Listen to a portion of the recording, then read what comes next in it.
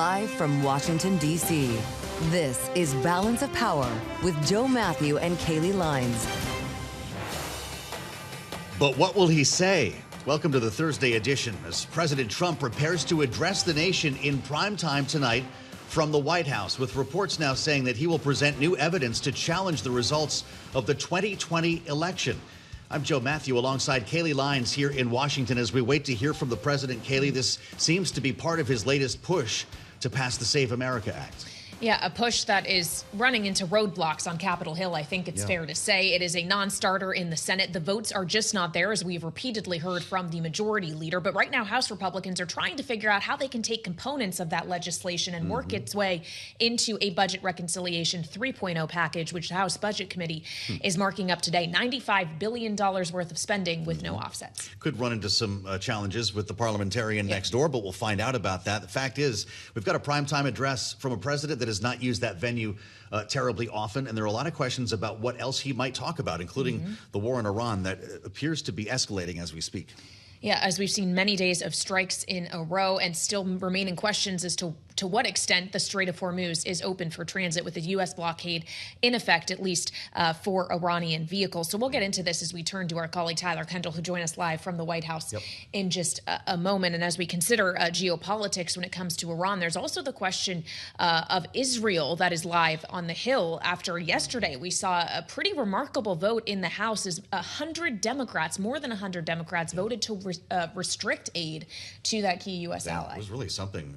Nearly a dozen voting present on top of that. We'll get into this as well with our political panel. Rick and Jeanne are both with us for the hour.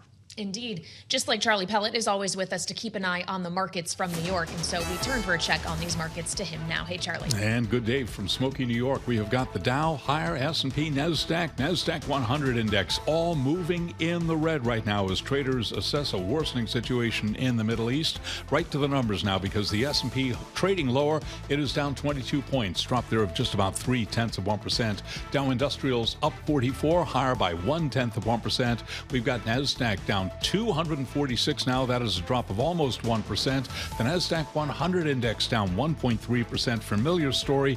Weakness in chip names as evidenced by the SOX, the Philadelphia Stock Exchange Semiconductor Index, now trading lower by 4.3%. The VIX just above 16 with the 10-year at 4.57%. The 2-year 4.16%. Spot gold is at $39.92, moving further below 4,000. Right now, gold down 1.7%.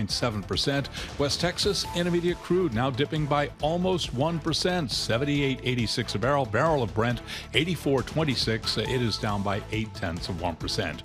Oil has been bouncing around. The oil majors, however, still showing gains. Right now, ExxonMobil up 0.9%. Shares of Chevron up 1.2%. ConocoPhillips up now by about 0.7%. Round one of the Open Championship underway at Royal Brookdale Golf Club in Southport, England.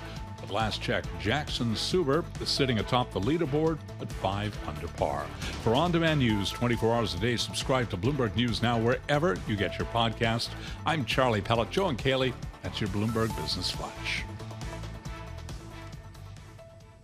All right, Charlie Pellet, thank you very much. Keeping an eye on the markets for us as from here in Washington, we're keeping an eye on all things Capitol Hill and White House, both ends of Pennsylvania Avenue covered for you here on Bloomberg TV and radio today. And at the White House, as we speak, we're preparing to see a briefing from the White House press secretary, Karoline Leavitt, who should retake the podium any minute now. Her first briefing with reporters, Joe, of course, since having her second child. She is back from maternity leave, and I would imagine she's going to be pressed a number of times as to what exactly she knows about what the president is planning to say in his primetime address this evening. Haven't seen her in this forum in some time, and she's going to, I'm sure, try to frame what the president wants to talk about this evening without getting in front of the boss. There's only so much that you want to say, and of course, there's only so much that everyone knows about what exactly is inside Donald Trump's head. He's known for tweaking the script right up until the moment it's put in the prompter and then ad-libbing around it when it's on the paddles.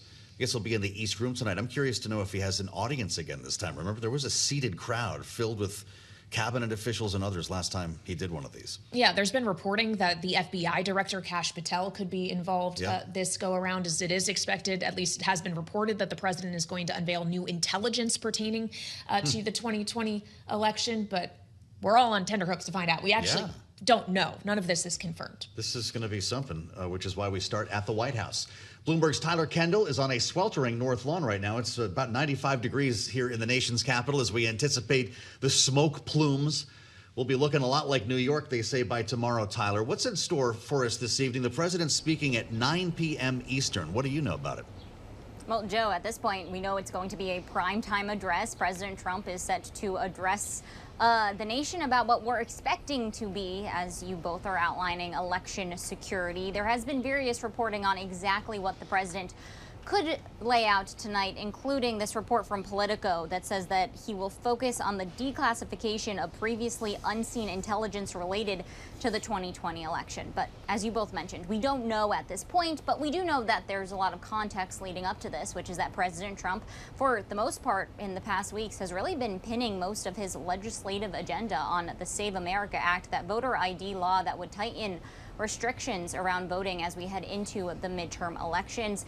He's tied it to most of the legislation on Capitol Hill, from the FISA extension to that housing bill, that bipartisan bill that he didn't put his signature on. The other context that we know, of course, is that there are very slim margins when it comes to Congress, and perhaps this could be trying to lay the groundwork as we head into the midterm elections. Democrats only need a net gain of 3 seats in the House and 4 seats in the Senate to flip those respective chambers, and I would expect that the president's going to talk about his views on this as we get closer to Election Day.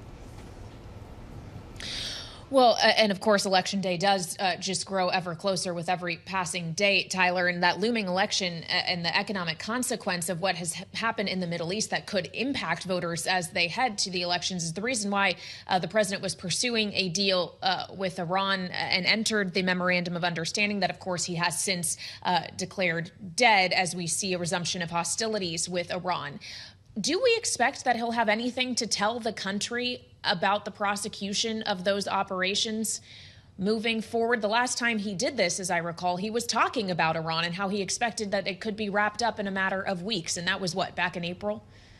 Kailey, it's definitely a possibility. President Trump himself said yesterday that he would have really big news, seeming to allude to the election security aspect of this. But he also said that he would speak on other topics. So at this point, we're going to have to see if he does give some sort of update, as it's been very clear that the U.S. is opting for tighter economic pressure and also kinetic action to try to force Iran back to the negotiating table. We had President Trump yesterday reiterating his threats to hit Iranian energy infrastructure by next week if they don't start to resume talks, as well as seeing just overnight the U.S. target a super tanker near Karg Island that was headed towards an Iranian port in the first instance of the U.S.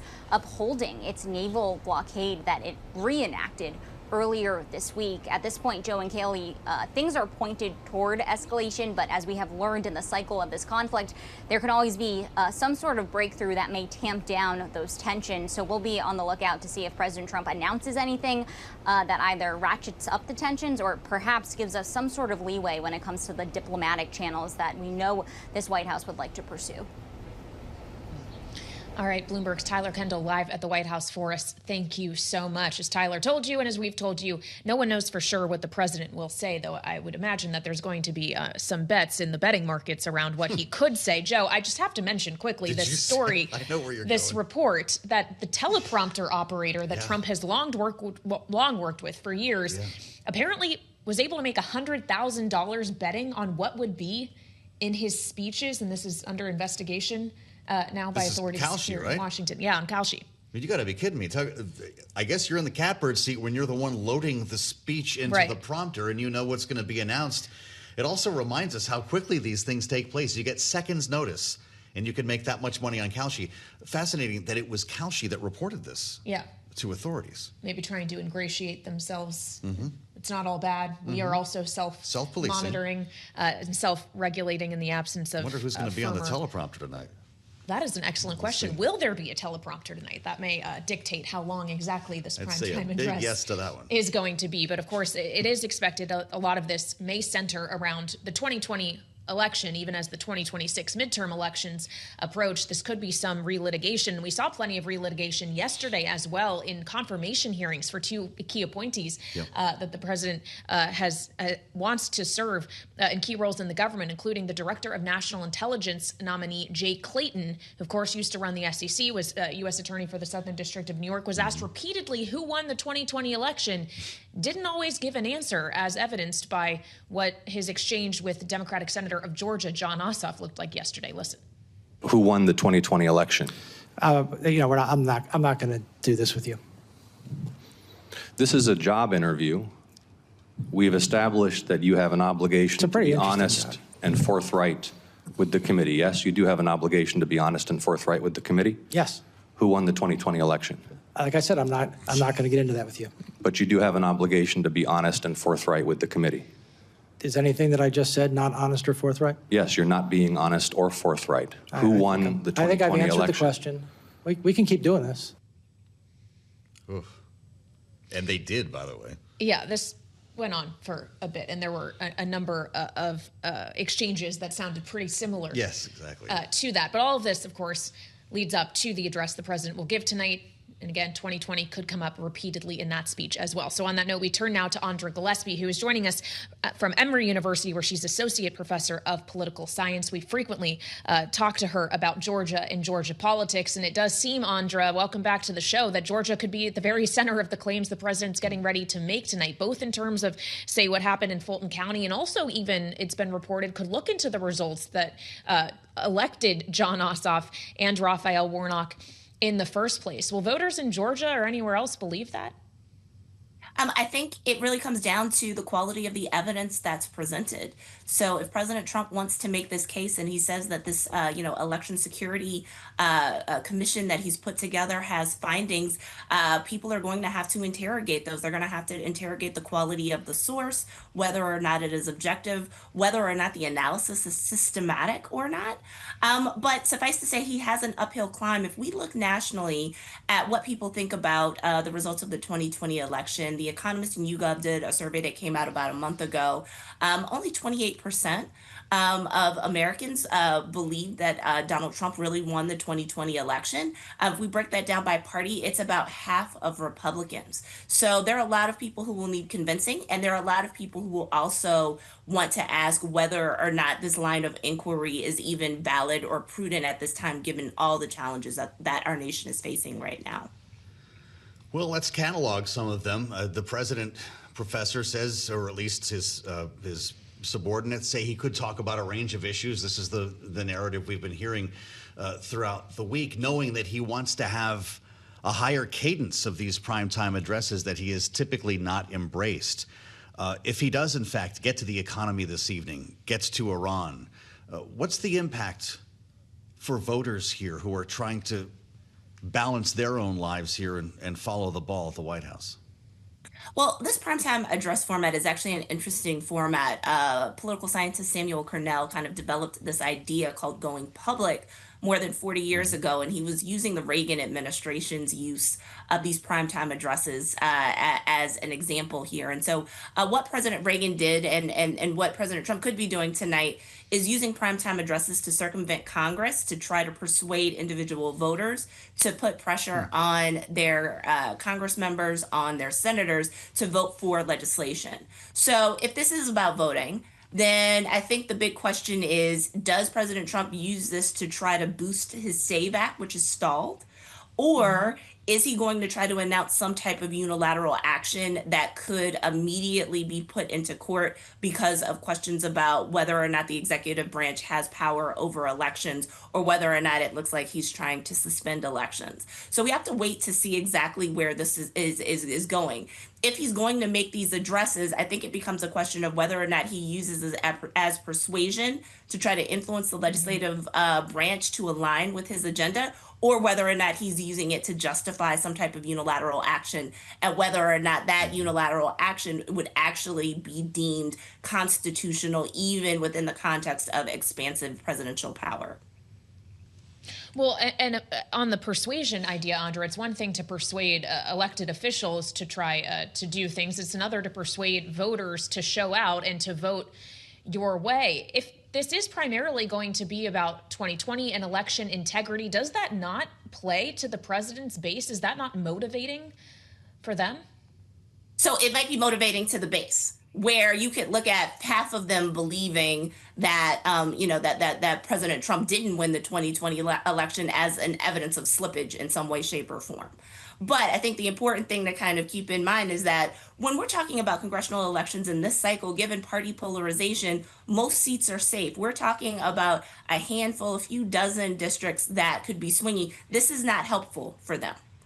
This is also not necessarily going to be helpful and most salient even for base voters who might have concerns about other issues like the state of the economy, like our continued involvement in the war in Iran and other types of issues. And so I think the question that we may be thinking about tomorrow, once we've heard the speech and once we know what action he's proposing or what his big announcement is whether or not this was actually a good use of time. Democratic Congressman Jim Himes with an op-ed in the New York Times talking about this very issue, Professor. The headline on the guest essay, Trump's election denial has never been more dangerous. And he floats the prospect knowing that, as Kailey mentioned, FBI Director Kash Patel may be part of this, along with others, including Bill Pulte. His concern that Bill Pulte or others could declassify certain documents that are not, in fact, credible, anecdotal evidence, things that have not been confirmed by our intelligence agencies, could really change some Americans' view of the electoral system and the security around elections, which begs the question, is this about 2020 or is this about 2026? I think it's about both.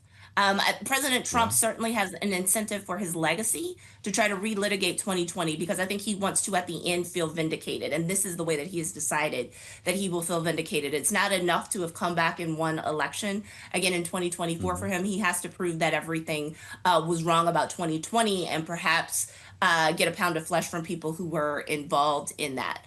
I think the danger with this classified information being declassified selectively is whether or not people are discerning of the source of the information and the quality and the systematic analysis of that information. And so it could reinforce ideas amongst people who have been misinformed that their thoughts and that their sort of instincts about the 2020 election were real. There are also people who would be inured to that, sometimes for superficial reasons, like it's coming from the wrong party, but also because there are other people who might be better equipped to be able to discern misinformation and then to be able to kind of dispel that from their thought process.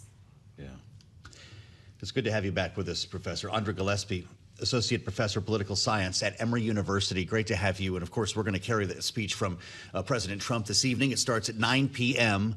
Washington time. Congressman Himes in this piece, Kailey, says, I have read the most detailed version of this assessment of the election, and the declassified findings are fully consistent with the classified material, which was based on exceptionally sensitive, high-value, high-confidence intelligence. His concern is that we'll be cherry-picking things this evening, declassifying unsubstantiated reports from human sources that could say a lot of wild things. Yeah, he, of course, can't divulge what he's been told in classified briefings, but he did say in that piece that he has seen no evidence of activity to actually disrupt the voting process in the midterms coming from adversaries of the United States. But, of course, this is going to be the subject of much debate throughout the day today leading up to the president's speech, and I would imagine very much so in the aftermath. That's for sure. We'll be doing this again tomorrow. That's why you should join us this evening for the speech. We'll be unpacking it together live on the air, and we'll assemble our panel next, only here on Bloomberg.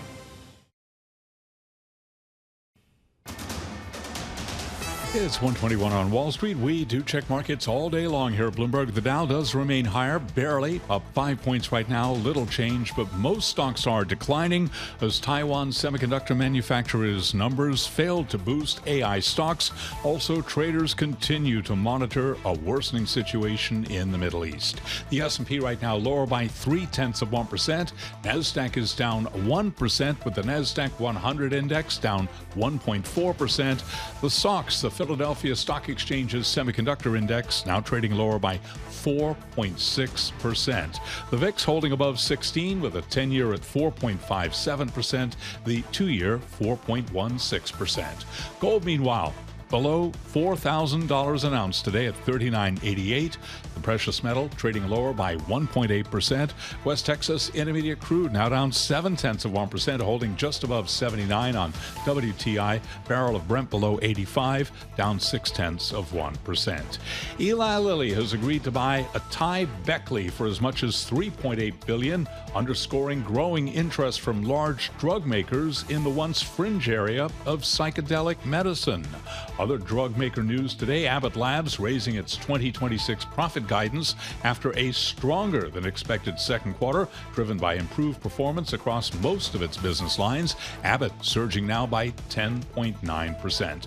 And Merck has won U.S. regulatory approval of a pill that rivals powerful injections for cutting dangerous cholesterol levels, betting that the easier to take medicine will find more success with high-risk patients. Again, Merck shares are up now by 3.5%.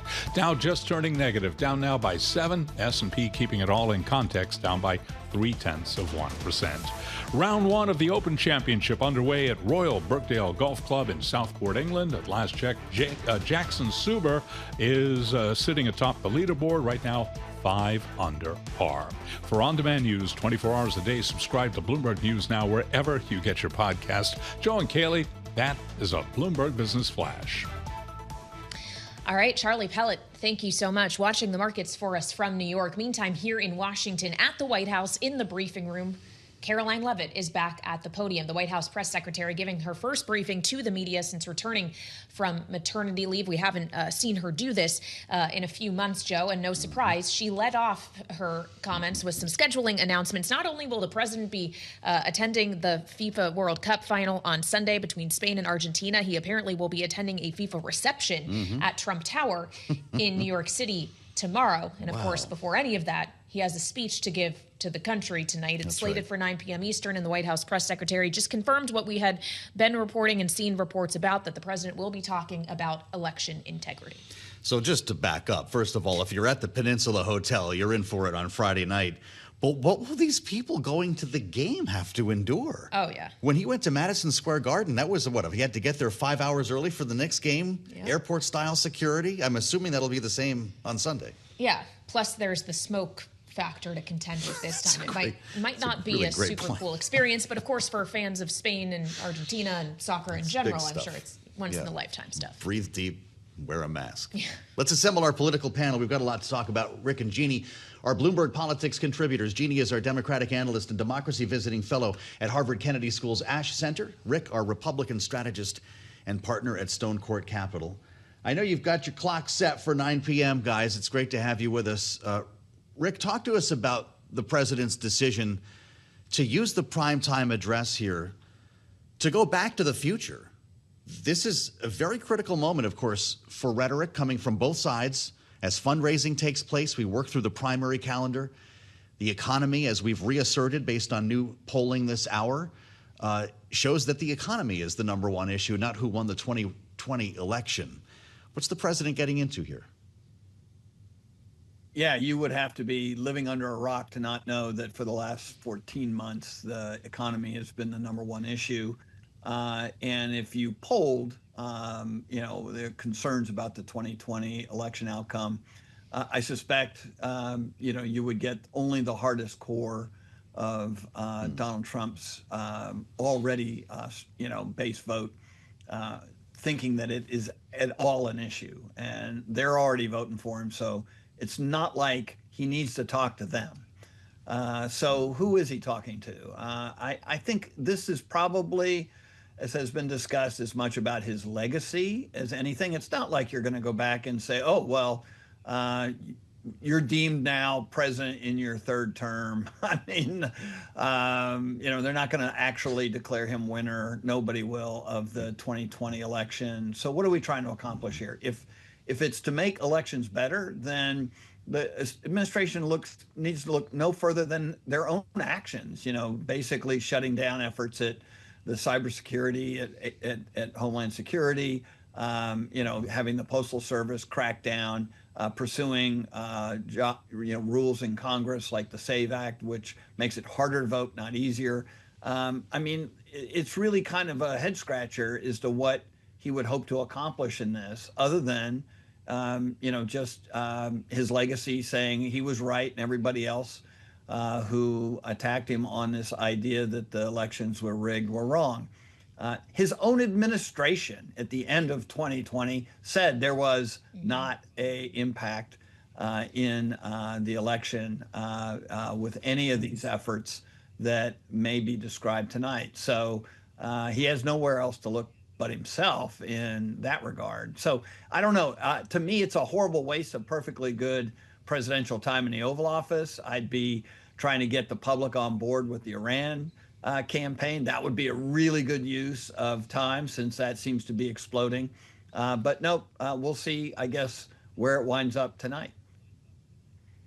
Well, and I wonder, Jeanne, how much you see this as if he can't make an argument that Republicans should win or focus on the issues he thinks they should win on, he can set the stage for people to question the results if Republicans lose. Is this pretense for what could happen leading up to and after the votes are in? Yeah, Kailey, absolutely might be. First of all, I want to say I was questioning the speech tonight, and now that you guys are reporting he's coming to New York tomorrow, I'm telling you, everybody here is grabbing their masks and trying to leave. So now I'm questioning that as well. It's very smoky here. I don't think any of us know why the president is doing this primetime address. It is a very risky strategy unless he has something really important to share with the American public. And as far as we know, he's going to focus on election integrity, and he's going to try to wind it back to 2020. And there is absolutely nothing new that has been shared, at least so far, that would have changed the results of those elections. And, it's almost as if the president thinks that everybody is thinking about 2020 the way he is. Most of us who think about it think it was a year we want to forget. That was COVID. Very few of us think about it as, oh, I'm so sorry Donald Trump lost the presidency. And of course, let's not forget, if he tells us there was foreign interference and he has some evidence of that, well, guess who was president? He was. So is he trying to tell us that while he was president, there was Chinese foreign interference in our elections? So again, it doesn't make much sense. A big question is, how do the networks handle this? Do they carry this live? Do they fact check in real time? And if they want to continue to do these primetime addresses and he doesn't say something very important to the American public, how much does this come back to haunt him? I think this is a very risky strategy. And oh, by the way, today, as mortgage rates have hit their highest level in a year, and that's what people care about, he's going to talk about the 2020 election. It doesn't make much political sense for the Republicans at all. 6.55% on a 30. Rick, we're keeping tabs on Caroline Leavitt here. She's being asked about this as we're discussing it, and says that she's seen misreporting on what the president will say. A lot of reporting and misreporting. She says the American people will be relieved to hear what they hear from him. He's going to talk about safe and secure elections, she says. And he's also working on, quote, all these economic issues, unquote, that Americans have at home. If this is going to be a variety speech, are we getting into the sort of fireside chat mode here where we talk about a lot of things, like a mini State of the Union, a White House that wants to increase the cadence of these addresses? Could the president make this venue work for him? First of all, it's a great venue for the president. It's his bully pulpit. Sure, it probably isn't attended to as much by the public as it used to be. When the president would go and do a public address from the Oval Office. It's still important, and it'll make a lot of hay in the social media world afterwards. Yeah. So, yeah, it's still important to do these things. If indeed he focuses more on the, sort of the political issues of the day and plugs his, Save America Act, that would be okay, traditional, but like, where's the beef? I mean, like, why in the world do you have to do that from the Oval Office in a, primetime speech when You could have been doing that in Pennsylvania yesterday. You could have been doing that, in some of the other events that you've held. And frankly, he's just, for whatever reason, not wanted to talk about cost of living, affordability. And when he does it in more of a disparaging way, not like, hey, my administration's doing something. I mean, he's got some great economic news this week to talk about. He should talk about the strength of the U.S. economy and how that will ultimately benefit everyone. But I don't know. I mean, like, when was the last time he gave an uplifting, positive speech? I mean, like, we're still waiting around for that to happen. And so we can hope. And I'm tuning in because I know one thing for sure. It's going to be high entertainment value. Well, so Rick Davis will be a member of the audience. So too will Joe go. and I, Jeanne as well. But there is a question of to which audiences the president's really speaking. If it is to people at home, or if it is, Jeanne, say, to lawmakers on Capitol Hill who he wants to push to pass the Save America Act. Is he able to sway holdouts with a speech like this by applying so much public pressure? Or does it simply not change a difficult math equation in the Capitol? I would be surprised if it changed the calculation as on the Save Act. I agree with Rick that traditionally these speeches are very important for presidents, but we're talking about Donald Trump, and Donald Trump has not proven to be adept at using these speeches. He is much better with a rally. He is much better when he is going off the cuff. He's going to have to give the networks a limited time here. He's not going to be able to bob and weave and curve the way he likes to. That makes this all very difficult for somebody like Donald Trump, who has many gifts relating to the public, but this hasn't proven to be one of them.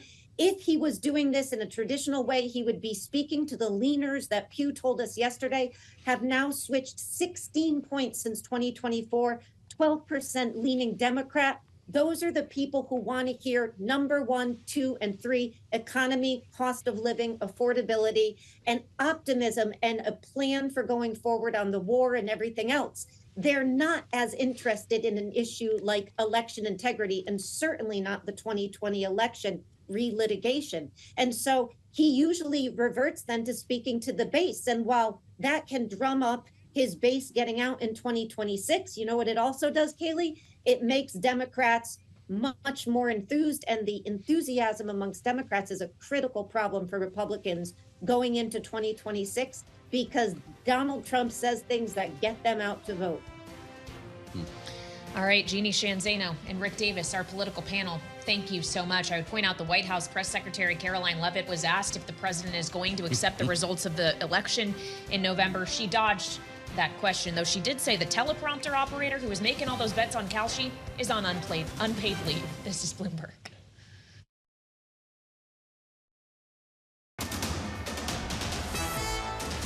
It's 1:40 on Wall Street. We do check markets all day long here at Bloomberg with the Dow, the S&P, NASDAQ. They're all in the red right now. Dow moving lower, down now by 101 points. Stocks are declining.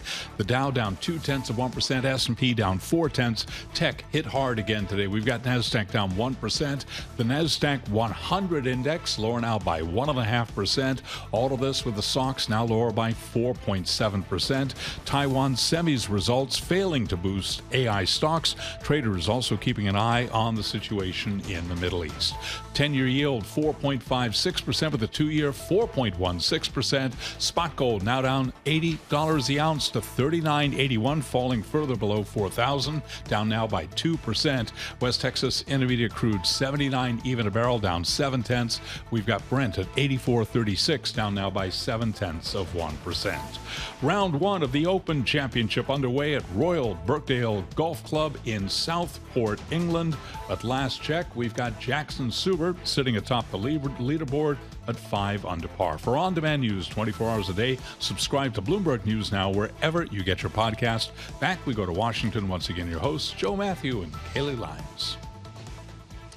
All right, Charlie Pellet, thank you very much. I'm Kailey Leinz alongside Joe Mathieu here in Washington, where we always bring you the news you can use. And there is a bit of a fixation here in Washington today with one story in particular about an operator of the teleprompter for President Trump who had worked with him for years, making more than $100,000 in bets on Kalshi about what exactly would be contained in President Trump's speeches. The White House press secretary Caroline Leavitt is talking about this right now at the podium in her first press briefing since returning from parental leave. She says that the CFTC was notified by Kalshi on the teleprompter operator, which had been reported earlier, that operator won't be working at the White House. She said, Joe, that President Trump thinks the operator accused of betting is a disgrace. I don't know that he's going to comment directly on this in his speech tonight, presumably being fed to him on a different teleprompter with a different operator, but something to pretty wild. Watch. Gabriel Perez, this is an ABC News report. Technical assistant to the president has been operating Trump's teleprompter since 2016. This is not some new face in the White House. Now in talks with federal regulators about reaching a settlement. There will be, as you mentioned a few minutes ago, a new teleprompter operator. He's not going to be freestyling tonight. There will be a script in the prompter. Well, he still could freestyle around the script, as we have seen him do repeatedly. And of course, the question is going to be how much the speech is about election integrity, as the White House press secretary told us, and how much it may be about other things, from the economy to geopolitics. Yeah, this is, of course, the conversation that's happening as well in Aspen, Colorado this week. The Aspen Security Forum is underway. It was coinciding yesterday with the Defense Forum that the president attended in Carlisle, Pennsylvania. They are not related. Aspen has been underway for many years and draws players from all around the world, including Bloomberg's David Gura. We have deployed our asset once again in the center of the news, and he's with us right now from a beautiful backdrop in Aspen, Colorado. Mr. Gura, great to see you. Welcome back to Balance of Power. What are you hearing about this speech tonight? I'm just curious, and sideline conversations in Aspen as the United States leans back into war with Iran. You know, I think there's some hunger here, picking on what you just said a moment ago, Joe, that there are any number of issues he could talk about besides election integrity. And obviously the focus here is on the war in the Middle East. Principally, there's some attention being paid to what's happening with China as well, especially when it comes to AI. But I should say there are some rolling eyes here when it comes to the president delivering a speech that would focus on election integrity, knocking back to 2020. You know, I did sit down with Rahm Emanuel, who, among his many past jobs as chief of staff to President Obama, and something we talked about was just the sensitivity surrounding delivering an address like this. Obviously, he worked with President Obama on many of them when he was in the White House. His counsel, interestingly, to the president was he should go on as much as he wants or can on this subject, that it seems so out of touch with what Americans are thinking about and care about at this moment in time. It would be advantageous for Democrats were the president just to keep talking about what happened in 2020. But I think that you're highlighting the fact that there are folks here who would rather him be talking about strategy, military strategy, diplomatic strategy than this. And I did get a note this morning, an indication that one of the dinners here is off-site and has very poor cell service. So if you intend to watch this speech, it may be difficult. Good to know. Well, that may be difficult indeed. David, you mentioned your conversation with Rahm Emanuel. I know it ventured into other subject areas as well, including Israel, where, of course, he visited to make a speech in Tel Aviv just recently. What did he tell you? You know, I started off that conversation by saying there's kind of a sense that speech really was a direct criticism of Prime Minister Netanyahu, and it was that in part. And I was very curious to hear from him just about how he gauged the reception to that speech. So he did travel to Tel Aviv. He spoke at Tel Aviv University. He didn't meet with the prime minister while he was there. He didn't want to be seen, as he said in many interviews, as influencing domestic politics there. But of course, that was part of the substance of that speech. Look, he took a lot of parties to task. Yes, the current Israeli government, but Arab states as well, the Palestinian Authority. He was doling out a lot of criticism. But what he emphasized to me in our conversation this morning is he really wanted to present a constructive path forward for peace in Israel, and really wanted to get Israelis to recognize the fact that as Prime Minister Netanyahu has focused so much on military strength and on defense, really since October 7th, 2023, he's kind of squandered playing up or emphasizing what else Israel has going for it. And part of that, of course, is economic. Israel is a country that has a huge venture capital community and ecosystem, and he thinks that that's been largely ignored by the prime minister. I found that fascinating. He also said, kind of lost in the coverage of that speech, yes, here domestically in the United States, but around the world, is on the heels of that, he traveled to Germany and gave another speech that was focused on NATO and the future of NATO and how Europe could be defending itself in kind of a different partnership with the United States. So kind of a fascinating window into him wanting to kind of make constructive strides and talking about his vantage on foreign policy. Yes, perhaps in an effort to position himself as a presidential candidate here as we move ahead. But the way in which in this political moment, when this issue of U.S.-Israeli politics is so fraught, parts of that were seized on and others were not. All right, David Gura, live at the Aspen Security Forum. Thank you so much. And let's listen ourselves to some of David's conversation with Rahm Emanuel earlier. I think the Prime Minister led Israel into basically a dead end. Here's what I would do to get out of that status, because I have concern for the alliance. And more than that, Japan, an ally, very popular in the United States. NATO, very popular in America. We have a critical ally who is dropping precipitously in America, dropping precipitously in Europe, Canada, Australia.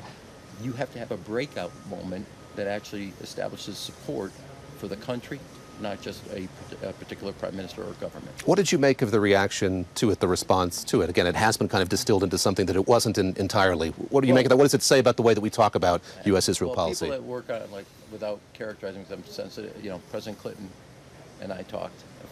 Hillary Clinton put out a comment. I know I've talked to Hakeem Jeffries. So one, I view the pariah status, the isolation of Israel strategically, diplomatically, militarily, economically, as a real threat to Israel. Big article today about The Economist, what this is endangering. So I laid out a strategy. The Saudi Arabia, which is kind of the crown jewel, was the sponsor of the 2013 proposal by the Arab League for a 23-state solution. Basically, all 21 nations would recognize Israel if you came to some settlement agreement between sovereignty and security, the Holy Grail. But Saudi Arabia, now post-October 7th, won't go singularly, but there's a comfort in numbers with all 21. Game on. But you don't get to sit on the sideline, Arab League. You have to stand up for Palestinian Authority, because there's 3 strikes and out. They got 3 times offered sovereignty, 3 times said no, and returned violence. So you've made a cynical Israeli partner. That's not how you build trust. So I'm going to give you a chance to get out of jail card, a 4th chance. But everybody in the Arab League's got to stand up that partner. You've got to recognize not only the state of Israel, but its historic right. You got to stop rewarding terrorists for killing Israelis because they're Israelis, and stop teaching your children to hate Israelis. Now Israel has got to stop undermining, and a classic example of this government. This government undermined the Palestinian Authority, but they allowed Qatar to send $6 billion to Hamas.